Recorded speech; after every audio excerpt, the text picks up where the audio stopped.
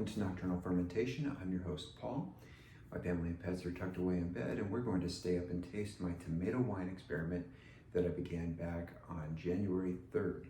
I bottled this on July 10th, and it finished off at just under 16% ABV. I got my recipe card here, and I used about 3 pounds white sugar, 3 pounds sweet grape-sized tomatoes that came out of my mother-in-law. I'll post a link to the original video on this recipe. And full disclosure, when I was going through the process of making this, one of my first tastings that I did, and it was around the 14th of January. This thing was so incredibly dry. I could not drink it, and I love a dry wine, but it was so bone dry. I ended up having to wait till it finished fermenting, back-sweetened it, and it's turned out pretty nice. I had already done this video before, but the video content got lost, so I'm redoing this, so I already know what this tastes like. It tastes very similar to a Chardonnay, and it has a similar odor and color to it. And this is a wine that's pretty popular in Asia.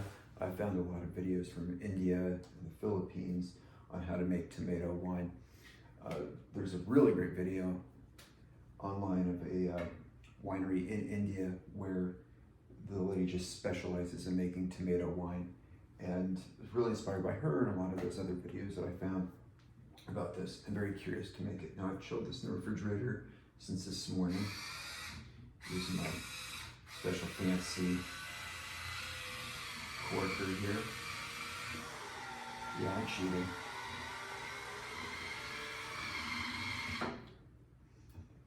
I like this. It's helping increase my wine consumption by about 30%.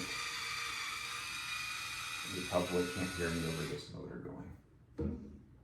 So I'll probably never use this again, on the video anyway. It's very important. Got to do the fancy slow-mo, close-up pour shot.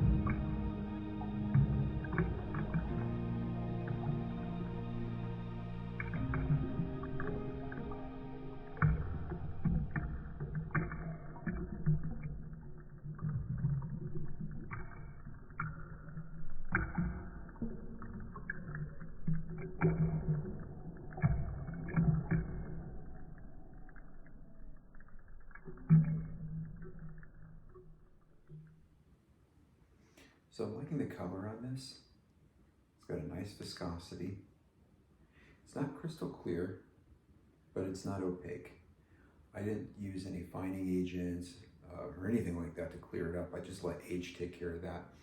I do like the color. It's a nice straw color, what you'd find on a Chardonnay. And on the aroma on the nose, if you want to get fancy with the terminology, it smells more like a Chardonnay, and I only get a hint of a tomato aroma with this.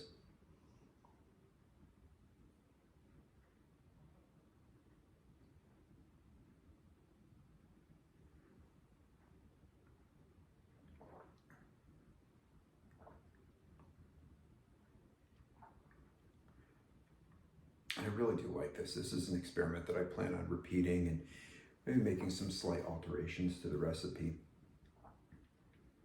But my wife says that this is her favorite so far that I've made. It's not too sweet. It's got a really nice crispness to it. Starts off just slightly sweet on the front of the tongue and finishes off with this sharp acidic bite, but nothing offensive. It's actually very smooth. And as far as the tomato flavor, because when I told people I was making this, they're like, oh, that sounds disgusting.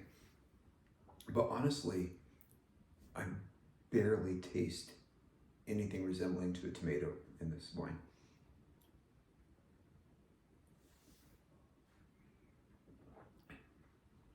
And it does definitely taste more like a Chardonnay than what you would expect a tomato wine to taste like.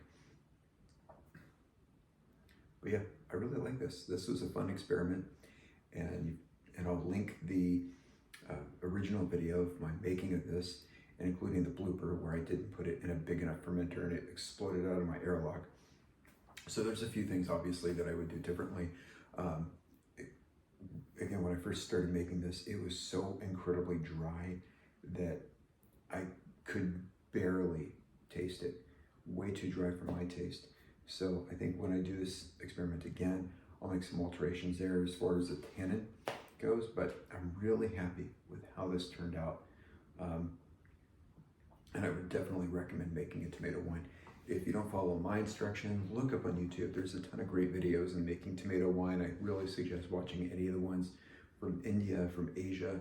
They've got great recipes using some wonderful spices that I love, like cloves and allspice, cardamom, things like that. And they definitely lent a really great flavor to this. But yeah, tomato wine, who knew? Cheers. I get 16% alcohol. I'm glad I don't have to do anything early in the morning.